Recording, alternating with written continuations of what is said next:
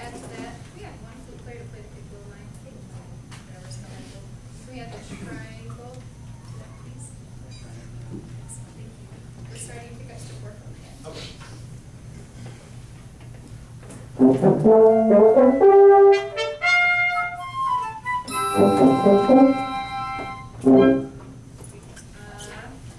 Got time for, who we have time for? Whatever you'd like. All right, we'll do F to the end, we'll do a full reading though. F to the end.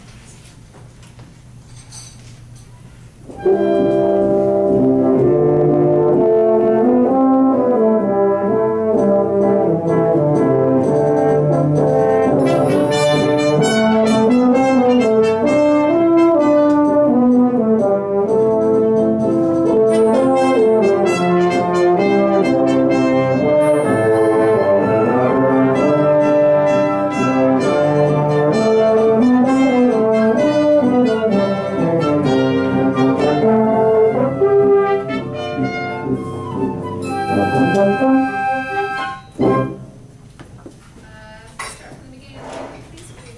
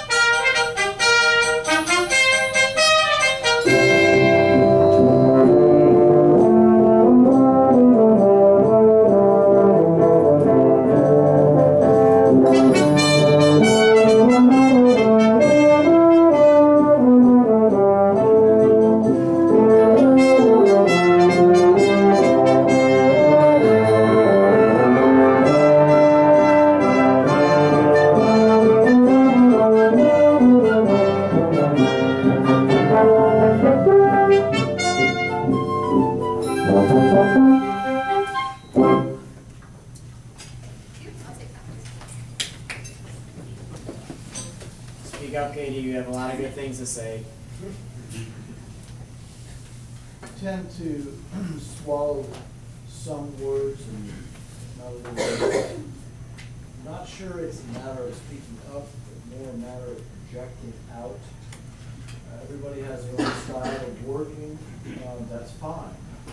But if you can't communicate, then you can't work. So make sure that you project what your thoughts are. At the same time, I think. No.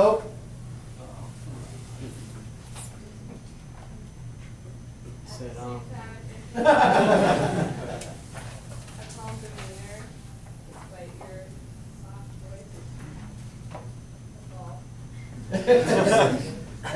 And that's valid, because different people work in different ways. And the students will grow accustomed to your approach. That's not an issue. But they need to be able to hear you.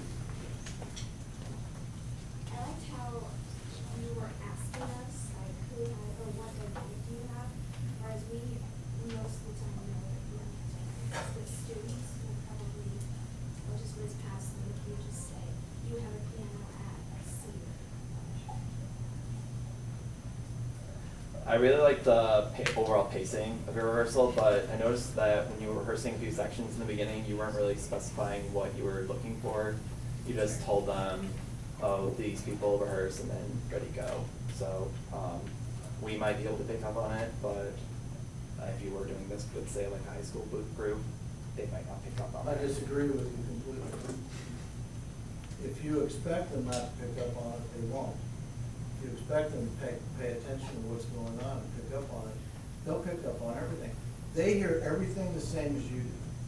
Maybe not at the discerning level that you do, but that's your goal, is to bring them into discerning musicians that don't need you to tell them everything. So there are certain things where, especially if you repeated a section, okay, good, but would you do it again and listen to this? If they totally missed it. But make the students responsible for what they're doing, rather than becoming puppets of what you want them to do. Their ideas are valid too, sorry. No, I'm curious now, can you raise your hand if you're confused about what I learned from you? I was actually in your section. Or you got it up there?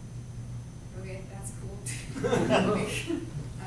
Good job not giving in to what the tempo wanted to do at C, and keeping with your plan of going into 2 the second bar and not letting the ensemble dictate what you had to conduct for them, because they can't figure it out. Probably could have done a little bit more accommodating. I think, sorry. no. Despite the communication issues you may have had vocally, I think non-verbally you did a really fine job, especially when you were rehearsing us. You know, you nodded when we were doing what you wanted us to do, which, I mean, when you do it that way, you don't have to use time to do it verbally. Did you notice that there was a considerable lack of verbiage? Yeah. So what does that mean?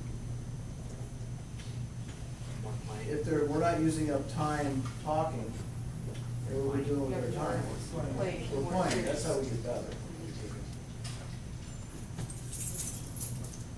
I noticed when you went into your two pattern, the melody pattern, at times you were breaking through the sounds before, or while you were giving the inputs, which was kind of obscuring the inputs. You didn't have that problem in this melody pattern. So that might have just been my perspective. No, that's fair. But I think your inputs could be more clear before you come out.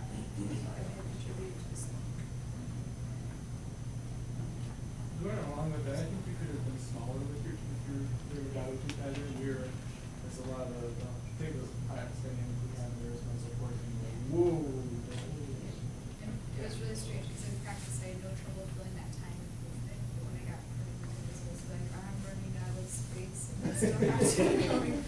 So I'm not really sure why that happened. When you isolated the clarinets I have, towards the beginning of your rehearsal, they started slowing down and you started snapping at them.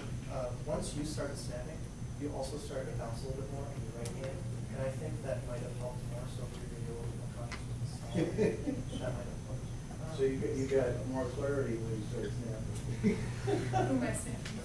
Exactly. Be careful with your preparatory and doing gestures.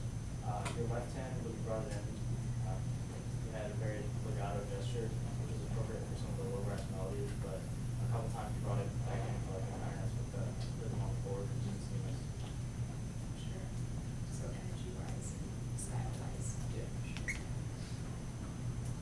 That was a good visual tool, so you didn't have to talk a whole lot, you just point and said, play this. And if I tried to say that, I was gonna say Good wrong. Really liked how much it cued with your eyes. Thought it was effective and reassuring that they were all at the right spot. Thank you, Katie.